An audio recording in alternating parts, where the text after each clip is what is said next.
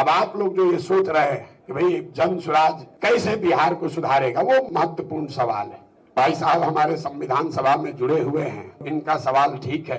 अन्ना के आंदोलन में जुड़े, बीपी सिंह के आंदोलन में जुड़े, किसी से फायदा नहीं हुआ तो जन स्वराज से कैसे फायदा होगा? बात तो ठीक है।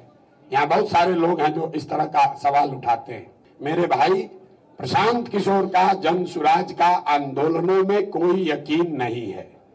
पिछले 2 वर्ष में हमने कोई आंदोलन नहीं किया है, हम धरने पर नहीं बैठे हैं, गांधी मैदान को नहीं भरे हैं, चुपचाप खाली गांव में 10, 15, 20 आदमी के साथ पैदल चल रहे हैं। आंदोलनों में हमारा यकीन नहीं है। क्यों नहीं है? मानव सभ्यता के इतिहास को आप जाकर पढ़िए। बिहार में नहीं, देश में नहीं, पूरे दुनिया में मानव सभ्यता के इतिहास को आप पढ़ेंगे तो आपको पता चलेगा कि फ्रांस की क्रांति को अगर अपवाद के तौर पर हटा दिया जाए तो दुनिया में आज तक किसी भी आंदोलन से सृजन का, समाज के सृजन का कोई काम नहीं हुआ है। आंदोलन सृजन का हथियार है ही नहीं, ये आपके मन में भ्रम है। आंदोलन तेज हथियार जैसा है जिससे आप बड़े से बड़े वृक्ष को काट सकते हैं, उससे पौधे को पेड़ नहीं बना सकते। लोग कहता है बिहार में कि जेपी का आंदोलन हुआ उससे नहीं सुधरा। अरे आप बिल्कुल गलत बात कर रहे हैं। आप जेल गए, आपने उसको पढ़ा नहीं।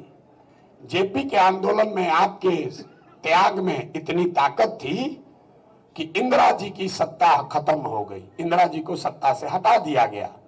लेकिन उस आंदोलन में बिहार के सृजन का, बिहार के समाज को बनाने का कोई विजन, कोई प्रयास नहीं किया गया था।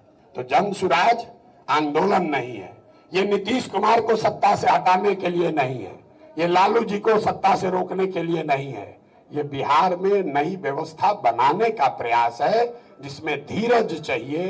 ये एक दिन में धरना प्रदर्शन करने से नहीं होगा। बिहार का पतन किसी आंदोलन से नहीं हुआ है और इसका सृजन भी किसी आंदोलन से नहीं हो सकता है। बहुत आंदोलन कीजिएगा, गांधी मैदान भर दीजिएगा, नीतीश कुमार हट जाएंगे, उसके जगह आप बैठ जाइएगा, हम बैठ जाएंगे। उससे क्या होगा? उससे बिहार सुधर जाएगा?